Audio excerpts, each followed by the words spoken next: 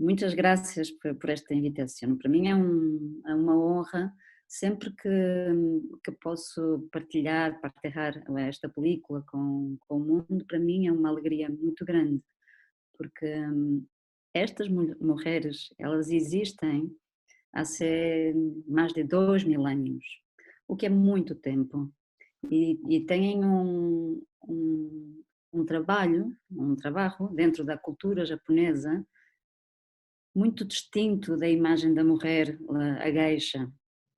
E foi isso que me saltou aos olhos, numa vez que li um haiku, um poema muito curtito, que estavas a falar justamente dos haicos. Eu li um poema muito curto sobre estas mulheres. Isto foi em 2013. E dizia algo como estas mulheres que voceiam ao fundo do mar. Bom, já não me acordo o que era, mas naquele momento eu empecei a buscar na internet, e quando vi as primeiras fotografias de um antropólogo italiano, que era o Fosco Maraini, que era um antropólogo que fez uns retratos das amas na década de 50, e que, se buscares no Google, podes encontrar. Ele fez as primeiras imagens destas mulheres, todas desnudas, são fotografias a preto e branco, em negro e branco, muito, muito belas, e eu quedei de imediato encantada e comecei a buscar se havia alguma película contemporânea. E quando percebi que não existia, eu pensei, então eu vou, e vou fazer. Portanto, foi assim algo muito imediato, assim, o desejo de fazer um retrato sobre estas mulheres que eu percebi que sustentavam a pirâmide da família, o que é uma coisa muito fora do comum no mundo todo, e ainda mais no mundo oriental. E portanto eu fui uma primeira vez ao Japão em 2013 com uma bolsa financeira da Fundação Oriente, aqui em Lisboa, e essa primeira viagem eu fui só com a minha máquina fotográfica e visitei diferentes, como se diz, aldeias, Pueblos.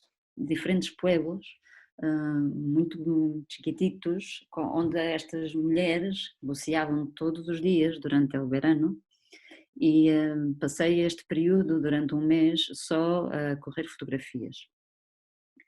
E no último dia não, mas nos últimos dias, antes de voltar, nenhum grupo de mulheres me tinha permitido ir para o mar com elas, ir com ir assistir a elas a bucearem, só me permitiam correr as fotografias em terra. E me sentia muito frustrada, se diz assim? Frustrada? Frustrada. Eu estava muito frustrada porque queria ver como é que era. E encontrei, já não fazia parte da minha lista de pueblos, continuei a procurar e encontrei um pueblo que se chamava Oahu.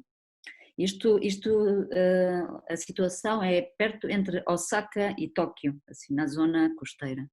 E vi Oahu, ok, vamos lá, faltam 3 dias para me ir embora, vamos lá. E quando cheguei, era um domingo, e não é dia de pesca, não é dia de trabalho, e encontrei um pescador e ele levava comigo uma amiga que falava um pouquito de japonês, e perguntamos, existem aqui emas? E ele disse, sim, existem, mas hoje não se trabalha, mas eu vou telefonar à presidente, à chefe das amas daqui de Oahu. Em 2 minutos apareceu aquela que é, mais tarde no filme, a ama do meio, aquela ama que canta karaoke, Mayumi-san. Mayumi-san aparece neste domingo na mota, com um vestido incrível, com todo rendado, muitas cores, saltos altos. Eu fiquei, uau, esta mulher vai para o mar. E ela foi encantadora comigo, e eu tentei explicar o que queria com esta amiga tradutora, explicámos assim algumas palavras, e ela disse, pois manhã vens comigo?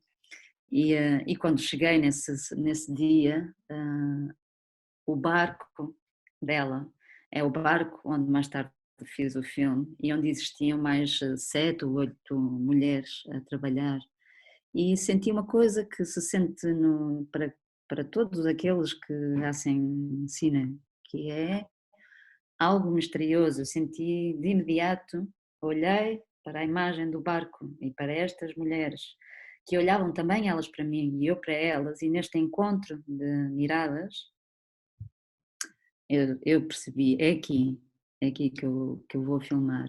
E fui para o mar com elas e foi incrível, e foi assustador, incrivelmente assustador, porque era belo, era algo belo e que eu tinha sonhado, não é?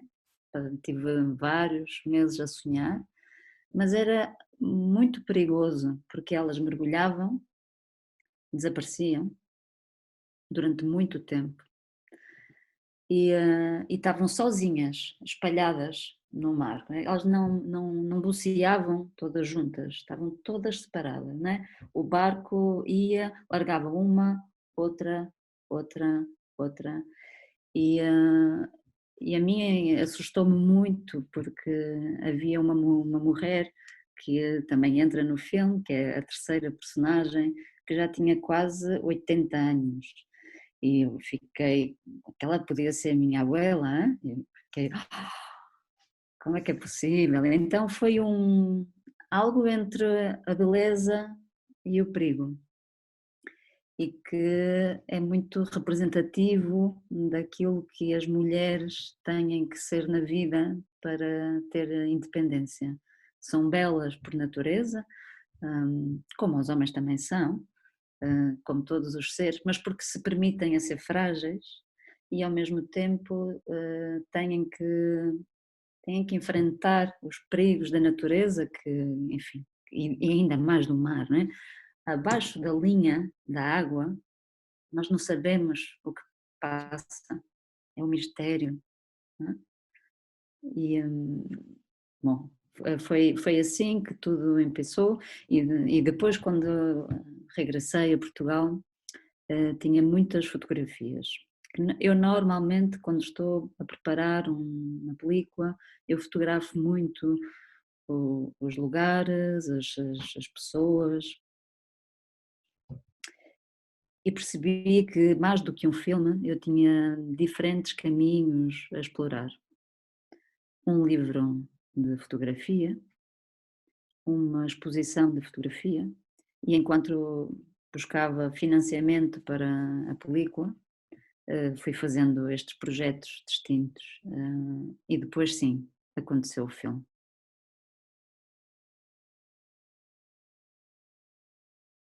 Sobre a posição da câmara, foi algo intuitivo, que eu não pensei muito, mas há alguns motivos para esta decisão.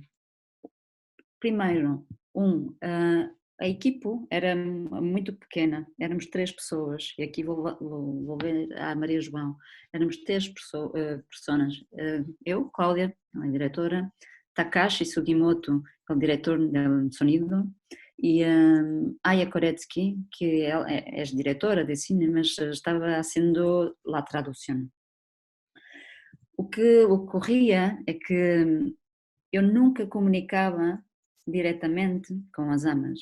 Comunicava sempre através de Takashi e de Aya.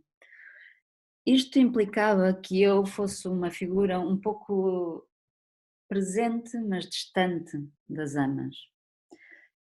E quedava sempre um pouco lejano, assim, mais distante. E no Japão, como todos havemos visto as películas do Ozu, tudo se passa ao nível del piso. Estão a escutar? Estão, sim. Sí, Ok, tudo se passa ao nível del tatami. Então, que para eu ser um pouco mais discreta e integrada na realidade, me quedava sempre muito baixita perto do tatami, fixa, silenciosa, apenas mirando, observando. Isso acabou por decidir a linguagem formal intuitiva. Parou, de novo. Aí está. Voltou? Sim, Aí voltou. voltou, aí voltou. Então, que esta posição física minha acabou por definir a estética e a linguagem formal da película. Um olhar, uma mirada próxima, mas com distância. Hum? Hum, Creio que respondi à pergunta sobre a posição de câmara. Sobre a câmara subaquática, eu queria muitíssimo bucear com aquelas mulheres, mas não era possível, não permitiam.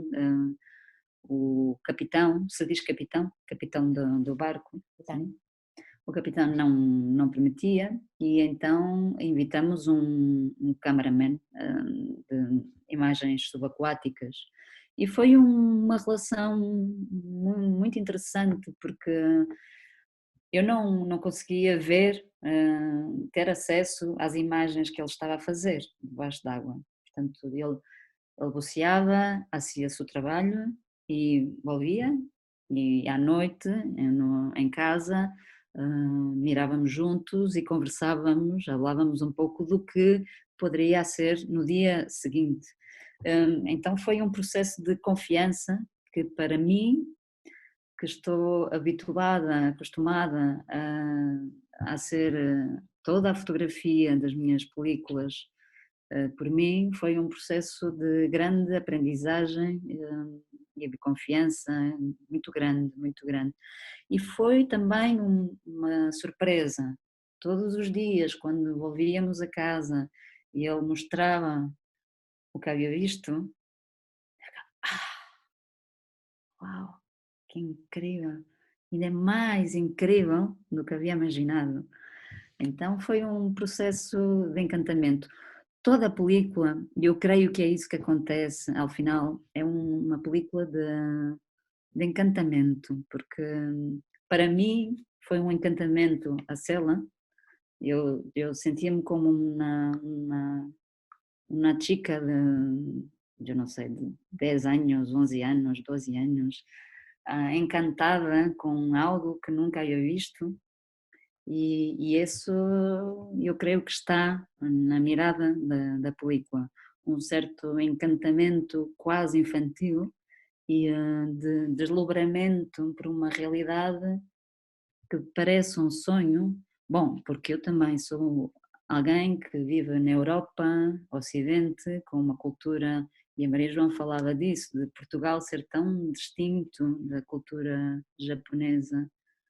É verdade, talvez seja verdade que seja distinto, mas eu encontrei no Japão um respeito por um tempo de viver, uma atenção à mirada do detalhe que, que eu creio que todos temos, algures na nossa vida, sobretudo quando somos crianças, quando somos chiquititos, né?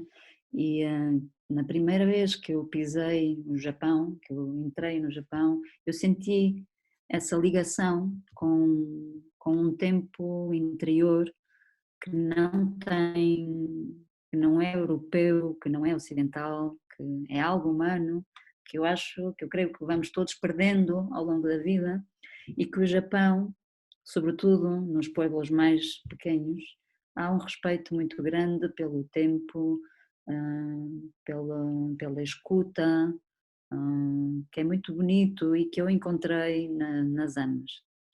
Talvez isso esteja na película e que seja universal, talvez, não sei.